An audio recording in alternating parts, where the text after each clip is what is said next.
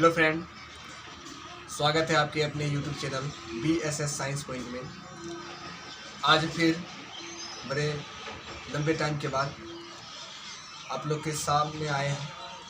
आज आप लोग को ग्राफ सिखाने के लिए आए हैं। क्लास 10th वाले और क्लास 12th वाले स्टूडेंट के लिए ये खास वीडियो कहीं न कहीं क्लास 10th में और क्लास 12th में भी ये ख़ानदानी क्वेश्चन माना जाता है कि हमेशा आता ही है।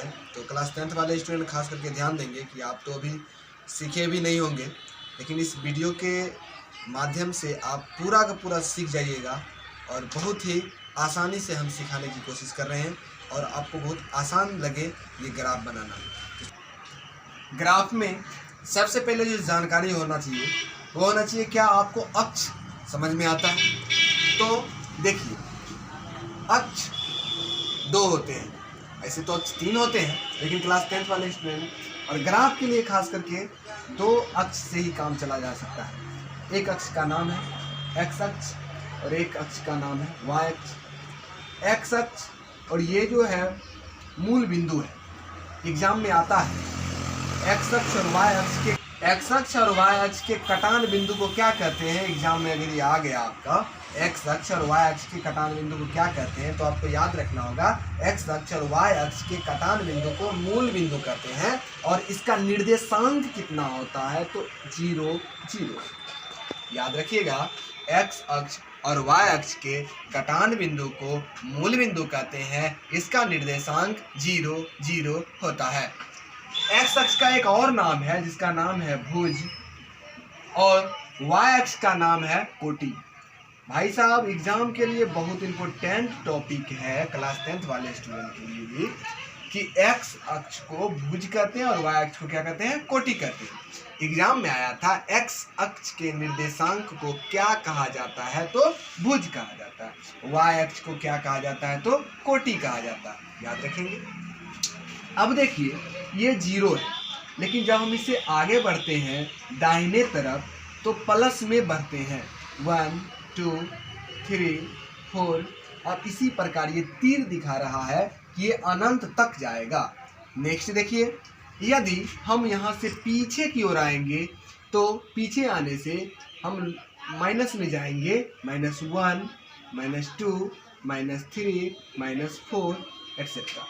कहीं न कहीं ये तीर हमको दिखा रहा है कि ये माइनस में अनंत तक जाएगा। तो आगे बढ़ते हैं, हम y के बारे में सोचते हैं। देखिए भाई साहब, y में जैसे यहाँ पर मूल बिंदु है तो ये y का मान भी 0 होगा। तो ऊपर जैसे बढ़ेंगे तो 1 2 3 4 और ऊपर बढ़ते चले जाएंगे। जब नीचे आते हैं तो -1 -2 -3 और इसी प्रकार और भी आगे। अब देखिए, जब आप इसको अच्छी तरीक़ा से जान गए हैं तो अब आप ग्राफ खींच सकते हैं, लेकिन छोटी सी जानकारी और आपको देना चाहते हैं। मान लिया जाए हमको 2 और 3 का बिंदु पता करना है कि 2 3 कहाँ है। तो याद रखेंगे, जो आगे में रहता है वो एक्स अक्ष आगे में रहता है, अगला वाला को x का वैल्यू समझेंगे और पीछे वाले को y का वैल्यू समझेंगे। इसका मतलब हुआ x 2 और y का वैल्यू कितना है? 3।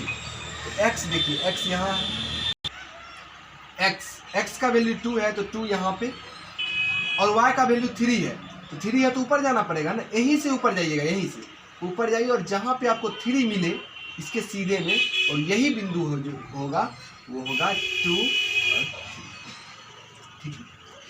आगे बढ़ते हैं। यदि आपको हम कहे कि -2 और 3 बताइए, तो -2 के लिए तो आप x इधर याद रखिएगा, इधर वाला को x और इधर वाले को y बोलते हैं।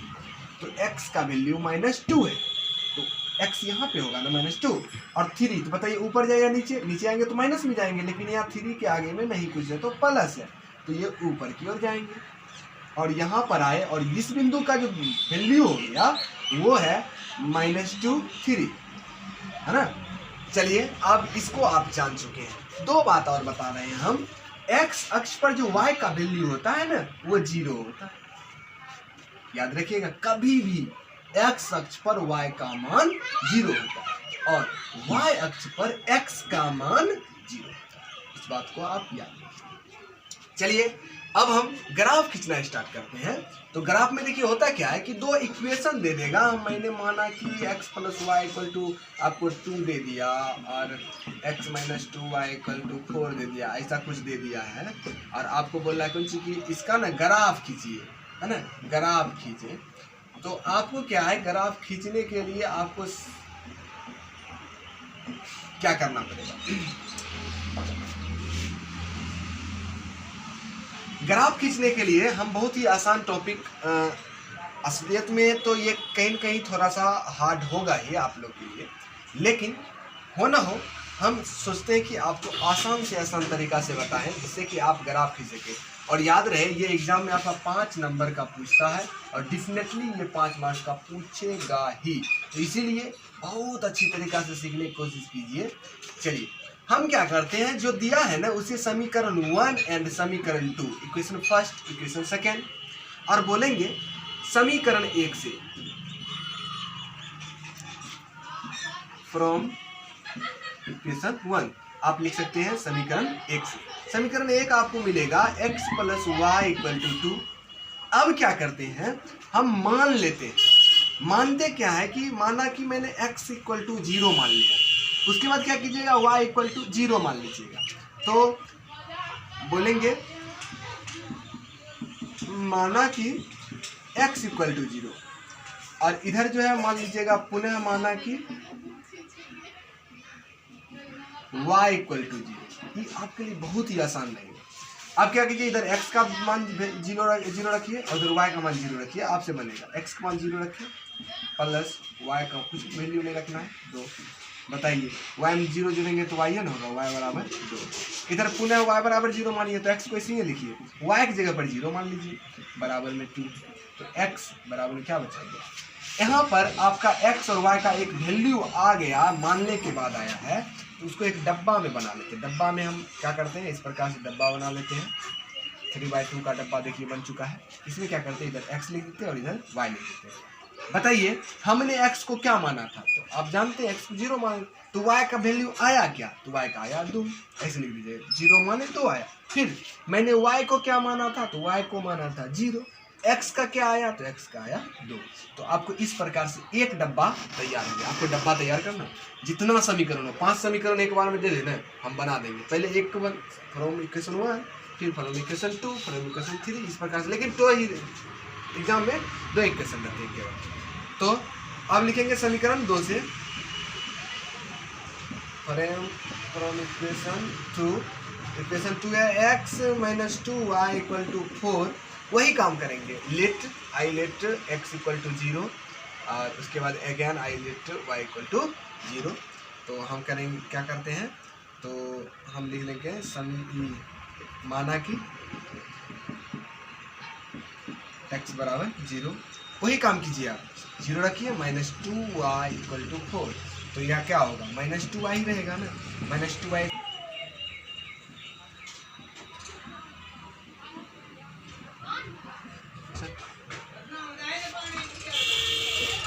देखिए यहाँ पे y यहाँ पे 2 था और इनटू में था, यहाँ मल्टीप्लिकेशन होता है ना तो वो डिवाइड में जाएगा। तो यहाँ करेंगे 2 × 2 = 4, y = कितना होगा 2, माइनस है तो माइनस लगा देंगे। देखिए y का वैल्यू आ गया, x का वैल्यू रखते हैं तो अपने आप y का वैल्यू निकलता है। तो उसी प्रकार हम क्या करते हैं, उस फिर समीकरण 2 में ही हम पुनः y का मान 0 रख देते हैं। तो x - 2 y का वैल्यू हम 0 रख रहे हैं। देखिए यहाँ 2 है, y का वैल्यू हम क्या रख रहे हैं 0 रख रहे हैं, = 4। तो x - 2 और 0 जब मल्टीप्लिकेशन करेंगे 0 बराबर में 4। तो 0 में x में 0 जोड़ भी देंगे घटा देंगे तो x से रहेगा बराबर में 4। अब क्या करते हैं, फिर डब्बा बना लेते हैं हम लोग।